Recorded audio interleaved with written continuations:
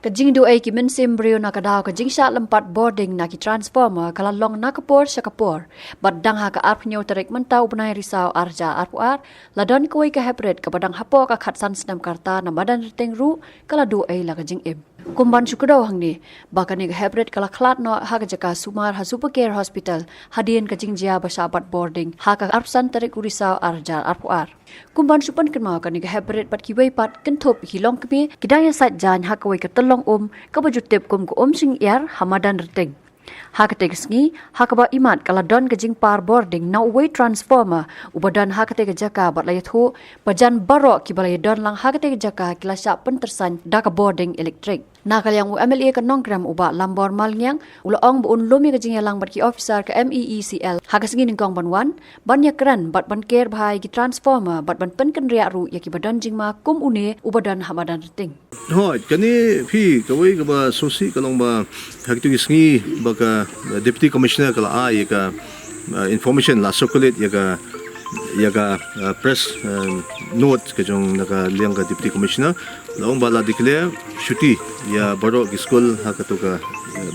sngi te henry ka ba sosi kalong ba kadon ka leak mat ka current naka wei ka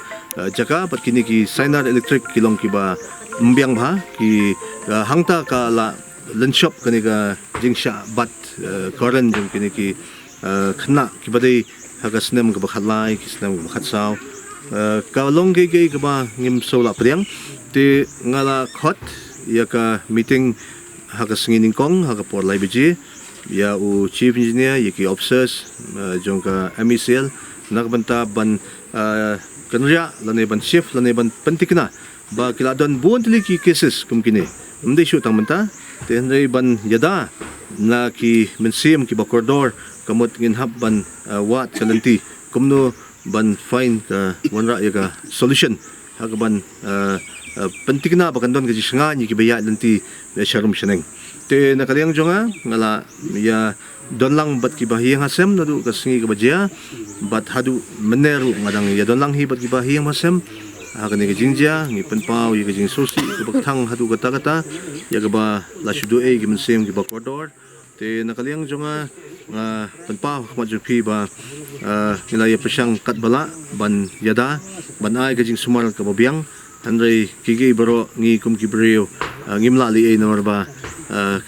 ka syong hakti jongu belai trakan ra nombo no thau te ngi shu kitbok itu ka yeng bagin tengen but hakaju kapor ngala khot ya ka emergent meeting hakabidei bat kini ki benta ngambong than tangi ka maternity nei ban yakran overall ya ka bidei security ki benta jong ka kichaka kumnongin le namar habban yada namda kini ki bro ki jingjag basusi